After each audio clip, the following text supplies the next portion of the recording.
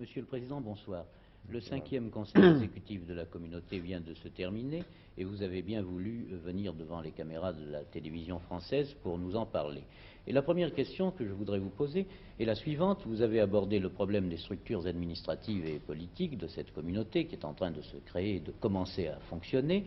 On a parlé dans la presse, on a parlé dans l'opinion de certaines divergences d'opposition qui existaient entre certains leaders des États de la communauté.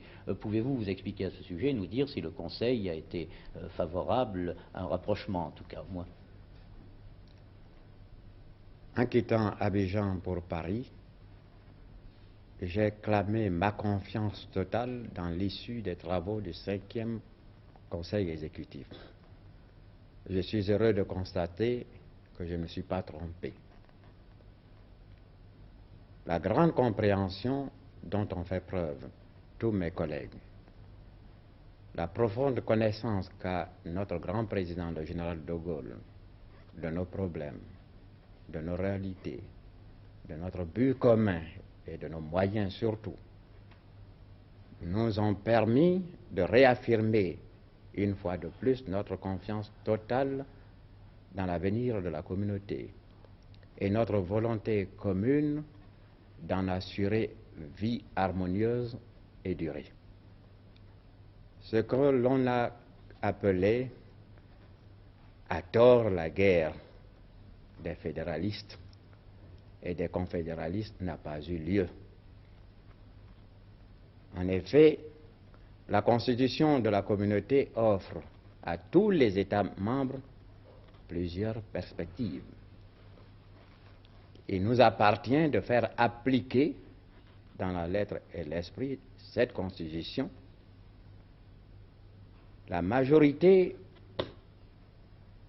des États membres de la communauté estime que ce qui importe avant tout, c'est de réaliser les États de la communauté. En effet, par notre vote du 28 septembre, les anciens territoires de la République française, les territoires d'outre-mer, sont devenus États membres de la grande communauté franco-africaine au même titre que la République française. Mais nous sommes quelques-uns, pour ne pas dire le plus grand nombre, à ne pas nous contenter de simples changements d'étiquette. Nous voulons d'abord assurer à nos jeunes États un contenu positif au point de vue économique et social. Laissons faire le temps.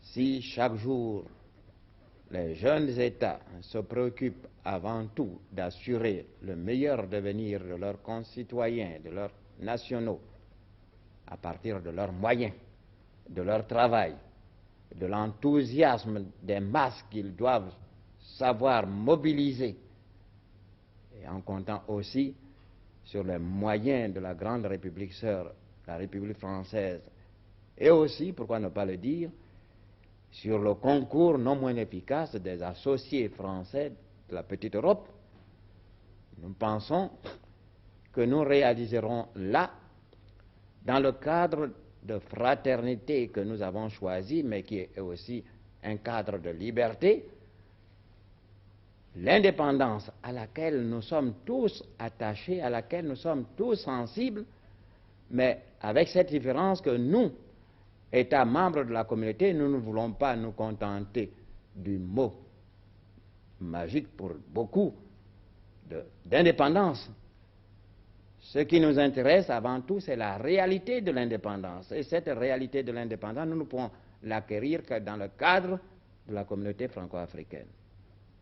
Et quant aux liens, justement, dans le sein de cette communauté, quant les perspectives sont ouvertes. Quant aux liens, nous l'avons dit, il vaut bien mieux que chaque jour, de par notre travail en commun, dans un esprit d'amitié et aussi de fraternité, parce qu'il n'y a pas que les liens économiques qui nous unissent aux Français, nous puissions un jour parvenir à une évolution telle que ce qui fait peur certains aujourd'hui, d'un côté comme de l'autre, puisse être consacré que nous puissions en quelque sorte légitimer une situation de fait par des liens juridiques.